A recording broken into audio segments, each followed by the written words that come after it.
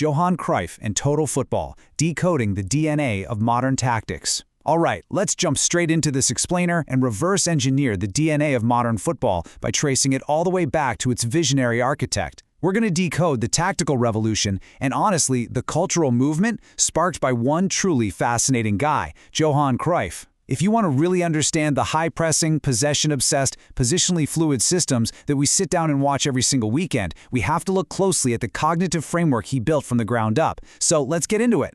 You know, we tune in every weekend, and we see just raw physical power and stunning individual brilliance.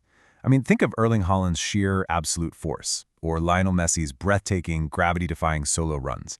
But I want you to compare that modern mindset to Cruyff's legendary 1974 World Cup goal against Argentina. If you remember it, it wasn't about overpowering the opponent with muscle or sprinting past them. He controlled the ball perfectly in the air, rounded the keeper with total ease, and scored a tap-in with this almost balletic shuffle of his feet. It brilliantly illustrates how geometry and space were his true weapons. He made the impossibly complex look ridiculously simple because he understood spatial dynamics far better than anyone else on the pitch.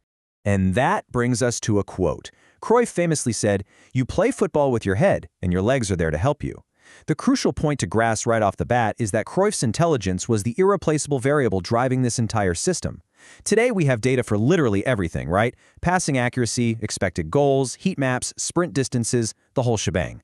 But what we still struggle to quantify is the art of decision-making. Cruyff didn't just play the game, he fundamentally reimagined it in his mind before his legs ever executed a move. To see how this evolved, we can track an incredible evolutionary arc, starting from patient zero at Ajax all the way to the complex, modern hybrid systems we see today. It's actually staggering to realize that a single tactical thread connects 1971 directly to the football of today. It's a direct, unbroken lineage. From Ajax completely dominating Europe in the early 70s, to Cruyff's stepping off the pitch to manage Barcelona's dream team in the 90s, straight through to his most famous disciple, Pep Guardiola, perfecting positional play in 2009. The tactical DNA running through today's elite football was entirely sequenced during this exact, specific timeline. Section 1. Patient Zero, the birth of total football. To truly get the modern game, we have to travel back to 1970s Ajax under their visionary coach, Rinus Michels. At the time, world football was heavily, almost exclusively influenced by the Italian catenaccio. If you aren't familiar with that term, it was a highly rigid, deeply defensive style solely focused on dropping deep, locking the door, and just keeping the ball out of the net at all costs. Michels completely disrupted this by introducing a dynamic 4-3-3 system that manipulated space like never before. Instead of just reacting to the opponent, Ajax proactively dictated the geometry of the entire pitch. Which brings us to the core concept of total football. On paper, it sounds utterly chaotic. Well, actually, scratch that. Chaos is the wrong word. It was an incredibly fluid system of constant positional interchange. If a defender moved forward to join the attack, an attacker instantly dropped back to cover that empty space. But the structural integrity was never, ever lost. It was founded entirely on extreme adaptability and group intelligence. Literally, everyone attacks, everyone defends.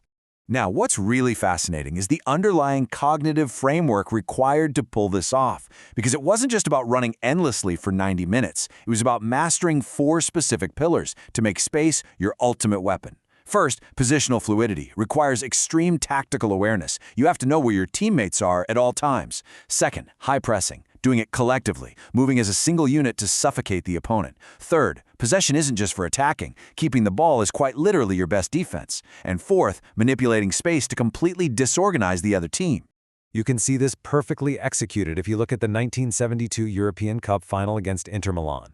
Notice Cruyff's almost preternatural positioning. As he cocks his leg back like a gunman ready to shoot, he is standing exactly at the vertical midpoint between the 18-yard line and the crossbar. It looks accidental, but I assure you for sure it's not.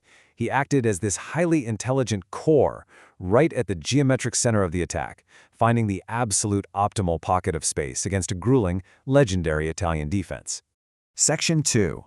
Building the Cathedral, Barcelona's dream team. Let's transition from Cruyff, the legendary player, to Cruyff, the visionary manager. He carried this exact philosophy over to Catalonia to build what Pep Guardiola later famously called a cathedral. And this fantastic quote perfectly encapsulates his obsession with offensive dominance. "I much prefer to win 5-4 than 1-0. I love that. It highlights his unique charm and, let's be honest, a touch of brilliant arrogance. He heavily favored entertaining the crowd over playing it safe. He firmly believed that if his team had the ball, the opposition simply couldn't score. Pure, unyielding possession. To achieve that kind of dominance, Cruyff deployed a radical 3-4-3 diamond. The steps to build this were super deliberate. First, he completely abandoned the rigid flat 4-4-2 of the era. Instead, he deployed an unorthodox back three, using a single central defender, like Ronald Koeman, to drastically widen the pitch. Then, the formation naturally forms passing triangles everywhere. And finally, advancing the fullbacks creates these massive numerical overloads in the midfield.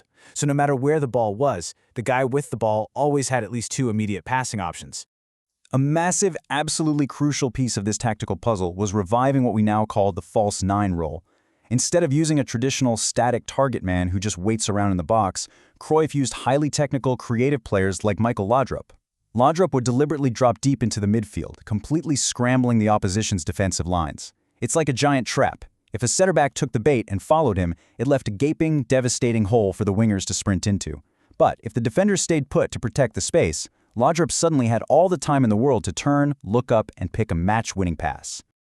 And we can trace the roots of this managerial tactic straight back to his own playing days.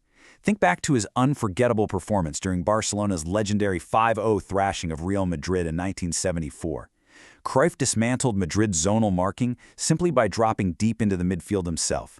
He essentially laid the foundation stone of the Cruyffian cathedral right then and there. He was acting as the ultimate false nine decades before the term ever became a modern tactical buzzword on Twitter. Section 3. The Modern Tactical Legacy. So what does this all mean? Why does all this 1970s and 90s history matter to what you're watching on TV today? Because every single elite team is running a modern mutation directly inherited from Cruyff and Michel's original tactical DNA. These aren't just teams that look a little bit similar. They are direct evolutionary descendants. Think about Barcelona's tiki-taka, Spain's 2010 World Cup dominance, Pep's intricate positional play at Manchester City, and yes, even Jurgen Klopp's relentless gegenpressing at Liverpool.